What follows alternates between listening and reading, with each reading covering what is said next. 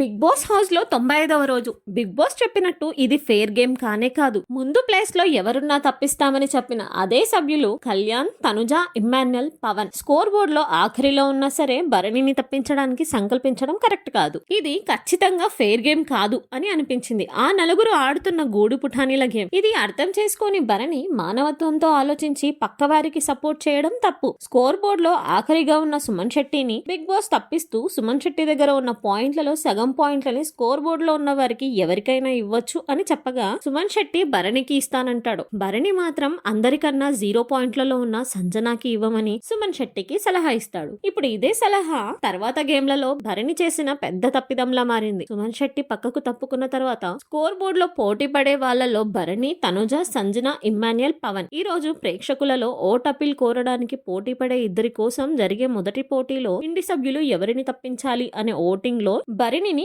ఆ నలుగురు తప్పిస్తారు. భరణి కాకుండా మిగిలిన వారు తనుజ, సంజన, పవన్, ఇమ్మాన్యుయల్ నలుగురు ఫస్ట్ గేమ్ ఆడతారు. భరణి సంచాలకులుగా వ్యవహరిస్తాడు. ఈ గేమ్ లో పవన్ ఓడిపోతాడు. పవన్ కున్న పాయింట్లలో సగం తనుజకిస్తాడు. దీంతో తనుజ, సంజన, ఇమ్మాన్యుయల్, భరణి రెండో గేమ్ కోసం పోటీ పడే సభ్యులు. అయితే ఈసారి ఇంటి సభ్యుల్ని ఈ నలుగురిలో ఎవరో ఒకరిని సెకండ్ గేమ్ ఆడకూడదు అని ఓటింగ్ చేయమంటే అందరికన్నా ఆఖరిగా ఉన్న భరణిని తప్పిస్తారు. ఇది ఫెయిర్ గేమ్ కాదు. మిగిలిన ముగ్గురు తనుజ, సంజన, ఇమ్మాన్యుయల్ లో సెకండ్ గేమ్ ఆడతారు. ఇందులో తనుజకి ఫస్ట్ ప్లేస్ వస్తుంది. ఇమ్మాన్యుయల్ కు, సంజనకు సమానమైన పాయింట్లు లభిస్తాయి. ప్రేక్షకులకు ఓటప్పిల్ అడగడం కోసం బిగ్ బాస్ తనుజకు వారిద్దరిలో ఎవరినో ఒకరిని ఎంపిక చేసుకోమని చెప్తారు. దాంతో తనుజ సంజనకి అవకాశం ఇస్తుంది. వీరిద్దరూ ప్రేక్షకుల ముందుకు వెళ్తారు. ప్రేక్షకులు తనుజను కోరుకుంటారు. తనుజ రెండోసారి ప్రేక్షకుల ముందుకు వచ్చి ఓటప్పిల్ చేసుకుంటుంది. దీంతో 95వ రోజు ముగుస్తుంది.